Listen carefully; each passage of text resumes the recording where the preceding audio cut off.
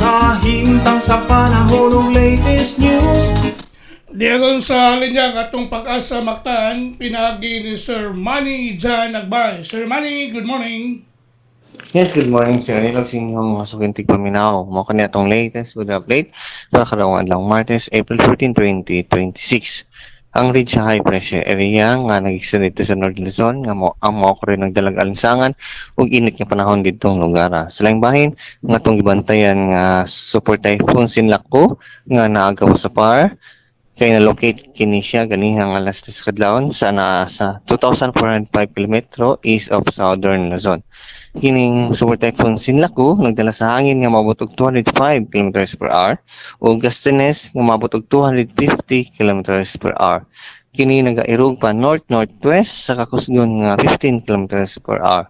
Based ang forecast track, posible na siya nga mag-anhi diri sa pa-north and sa pagkakaroon wala siya chance nga musud pa sa tong Philippine Area of Responsibility.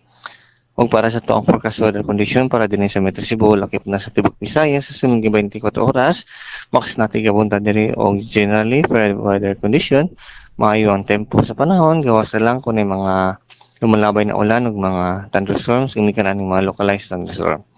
O para sa kemtang sa tuang hangin ug kadagatan, ang Tibok Visayas in terms ng hangin kay max natin taog hinay ngadto na sa kasarangan nga hangin nga nagagikan sa amin na silangan ngadto na sa amyanan, di na balod sa tuang karagatan ug kabiling mulinaon ngadto na sa kasarangan ng mga pagbalod.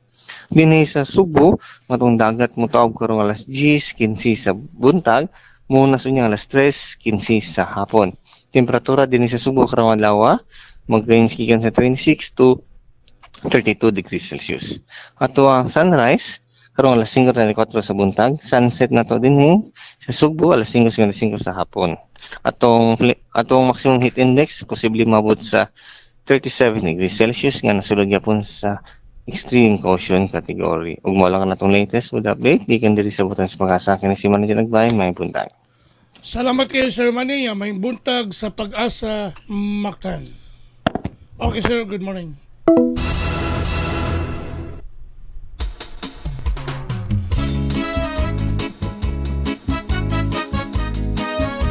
Inyo gadabati ang atong dagan sa kahimtang sa panahon nining adlaw nga Martes. Pitsa 14 bulan sa Abril tuig 2026. Pinagi ni Sir Manny Jan Agbay ang atong weather specialist gikan sa Pag-asa Mactan nga naghatod sa atong dagan sa kahimtang sa panahon nining adlaw nga Martes. Salamat kayo sa Pag-asa Mactan ug mayong buntag kanatong tanan. Sa kabisi makatunga adunay lain nga misa mutambong og magamputa kung balitan ni atong dakbayan mahipalugayot ang katawhan balita sa trapiko inyong masayran sa Lapu-Lapu City TV News #1.